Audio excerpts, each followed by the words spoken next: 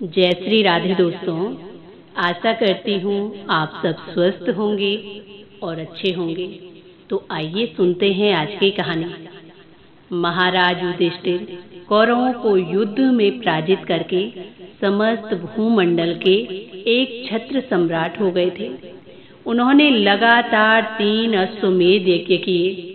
उन्होंने इतना दान किया कि उनकी दानशीलता की ख्याति देश देशांतर में फैल गई। पांडवों के मन में भी अब ये भाव आ गया कि उनका दान सर्वश्रेष्ठ और अतुलनीय है। उसी समय जब तीसरा अश्वमेध यज्ञ पूर्ण होता है, लोग अभी उस यज्ञ भूमि से गए भी नहीं थे, तभी वहां एक अद्भुत नेवला आया। उस नेवले के नेत्र नीले थे और उसके शरीर का आधा हिस्सा सोने का था और आधा हिस्सा साधारण। यज्ञ भूमि में पहुंचकर वो नेवला वहां लोटपोट होने लगा। कुछ देर वहां इस प्रकार लोटपोट होने के बाद बड़े भयंकर शब्दों में गर्जना करके उसने वहां सभी पशु पक्षियों को भयभीत कर दिया और उसके बाद वो मनुष्य की भाषा बोलने लगा। कहने लगा कि पांडवों, तुम्हारा ये यज्ञ विधि पूर्वक हुआ है, लेकिन इसका पुण्य फल जो है कुरुक्षेत्र के एक साधारण ब्राह्मण के एक शेर सत्तू के दान के समान भी नहीं हुआ। नेवले की इस प्रकार की बातें सुनकर वहां सभी ब्राह्मण आश्चर्यचकित रह गए और अब ब्राह्मणों ने धर्मराज युधिष्ठिर के धर्माचरण, न्यायशीलता और अपार दान की प्रशंसा करते हुए पूछा कि नकुल, तुम कौन हो, कहां से आए हो और इस यज्ञ की निंदा क्यों करते हो? अब नेवला कहने लगा, मैं आपके द्वार पर आकर आपके इस कराए हुए यज्ञ की निंदा नहीं कर रहा हूँ और न गर्व और न ही झूठी बात करता हूँ। मैं आपको उस ब्राह्मण की कथा सुना रहा हूँ जो कुछ वर्ष पहले कुरुक्षेत्र में एक धर्मात्मा ब्राह्मण रहते थे। वो धर्मात्मा ब्राह्मण किसानों के खेत काट लेने पर वहां गिरे हुए अन्न के दानों को चुनकर लाते और उसी से अपने परिवार की जीविका चलाया करते थे। कुछ समय बाद घोर अकाल पड़ता है। बड़े लंबे समय तक बारिश नहीं हुई।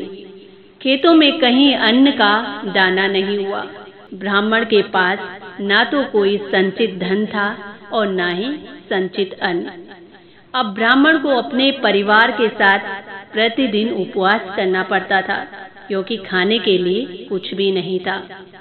अब बड़े लंबे समय उपवास के बाद, बड़ी मेहनत के बाद एक दिन ब्राह्मण को बाजार में कुछ गिरे दाने अन्न के मिले। तो ब्राह्मण अब उन दानों को चुनकर एकत्रित करते हैं। जो जौ के दाने थे उनको लाकर एक सेर सत्तू बना लिया। नित्य कर्म करके देवताओं और पितरों का पूजन तर्पण करने के बाद ब्राह्मण ने उस सत्तू को 4 भागों में बांट दिया। भोजन करने बैठे ही थे कि उसी समय एक भूखे ब्राह्मण वहां आ गए। अपने यहाँ अतिथि को देखकर तपस्वी ब्राह्मण बड़े खुश हुए, उनको प्रणाम किया और अपने कुल गोत्र आदि का परिचय देकर उन्हें अपनी कुटिया में बैठने का आग्रह किया। उन्हें आदर पूर्वक आसन पर बैठाकर उनके चरण धोए और उसके बाद ब्राह्मण ने अपने भाग का सत्तू विनम्रता पूर्वक भोजन करने के लिए अतिथि को दिया। अतिथि ने भी वो सत्तू खा लिया, लेकिन उससे वो अतिथि तृप्त नहीं हुए। ब्राह्मण अब चिंता में पड़ गए, क्योंकि घर में खाने के लिए और कुछ भी नहीं था। ब्राह्मण सोचने लगे कि अब मैं अतिथि को खाने के लिए क्या दूं? लेकिन उसी समय पतिव्रता ब्राह्मणी ने अपने भाग का जो सत्तू था वो अतिथि को देने के लिए कहा। पति सोचने लगे कि मैंने अपने भाग का सत्तू तो दे दिया, लेकिन पत्नी के भाग का सत्तू देना ठीक नहीं है। लेकिन पतिव्रता ब्राह्मणी के बार बार आग्रह करने पर अब ब्राह्मण ने वो सत्तू अतिथि को दे दिया। उस सत्तू को खाने के बाद भी अतिथि को तृप्ति नहीं हुई।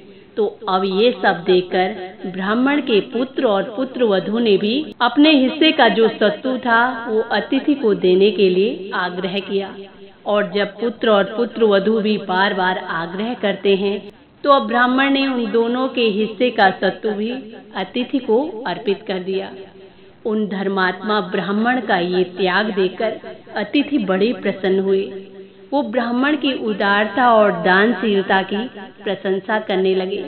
वो उनके आतिथ्य की प्रशंसा करते हुए बोले कि ब्राह्मण, आप धन्य हैं। मैं साक्षात धर्म हूँ और आपकी परीक्षा लेने ही यहाँ आया था। आपकी दानशीलता से मैं और सभी देवता आप पर प्रसन्न हुए। आप अपने परिवार के साथ स्वर्ग को शोभित करें। नेवले ने अब कहा कि धर्म के इस प्रकार कहने पर स्वर्ग से आए विमान पर बैठकर ब्राह्मण अपनी पत्नी, पुत्र और पुत्रवधू के साथ स्वर्ग पधारे। उनके स्वर्ग चले जाने पर मैं बिल से बाहर निकलकर जहाँ ब्राह्मण ने सत्तू खाकर हाथ धोए थे उस कीचड़ में लौटने लगा। अतिथि को ब्राह्मण ने जो सत्तू दिया था उसके 2-4 कण अतिथि के भोजन करते समय वायु से उड़कर वहां पड़े थे और वो मेरे शरीर में लग जाने के कारण मेरा आधा शरीर सोने का हो गया और आधा शरीर साधारण है। उसी समय से शेष आधा शरीर भी सोने का बनाने के लिए मैं अनेक तपोवनों और यज्ञ स्थलों में घूमा करता हूँ, लेकिन कहीं भी मेरा ये अभीष्ट पूरा नहीं हुआ। इसीलिए आपके यहाँ भी यज्ञ भूमि में मैं आया, लेकिन कोई परिणाम नहीं हुआ। युधिष्ठिर के यज्ञ में असंख्य ब्राह्मणों ने भोजन किया और उस जंगल में रहने वाले साधारण ब्राह्मण ने एक ब्राह्मण को तृप्त किया, लेकिन उसमें त्याग था। चारों ने भूखे पेट रहकर उस अतिथि को भोजन दिया। दान की महत्ता त्याग में है, न कि संख्या में। इतना कहकर वो नेवला वहां से चला गया और ये सब सुनकर वहां खड़े सभी लोगों को बहुत अच्छी शिक्षा मिलती है। तो दोस्तों, ये पौराणिक कथाएं हमें बहुत अच्छी शिक्षा देती हैं। वीडियो पसंद आती है तो प्लीज चैनल को लाइक, शेयर एंड सब्सक्राइब जरूर करें। इसी के साथ जय श्री राधे, जय श्री कृष्ण।